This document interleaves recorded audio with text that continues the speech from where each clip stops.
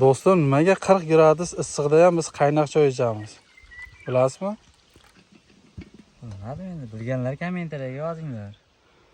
Qani, kim biladi shu javobni? Nimaga biz 40 gradus issiqda ham shu qaynoq choyni ichishni odat qilganmiz? Bilganlar kommentariyaga yozib qo'yinglar-chi.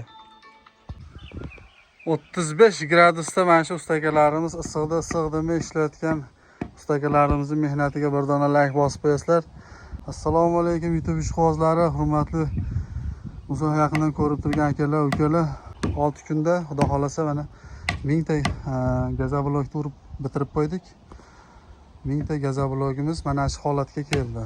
Xudo xolasa bu tomonlari mana koridor qismimizni bu tomoni bilan перегородкалari qolyapti. Shu tomonlarni urib bitirsak, shu bilan tumba sesmalari qoladi. 6 kun deganda shu darajaga olib keldik.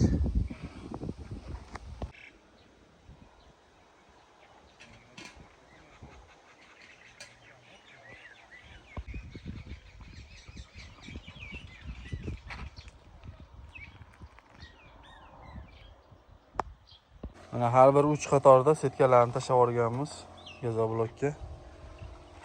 Mana bu tomonlarda ham ko'rishlar mumkin. Har bir 3 qatorda setkalar tashlab ketganmiz.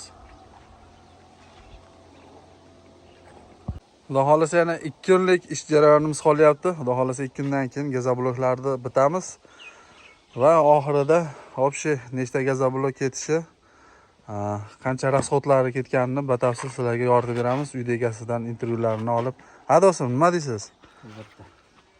Videolarni ko'rishda davom etinglar. Mehnatimizga bir dona like bosib qo'yasizlar.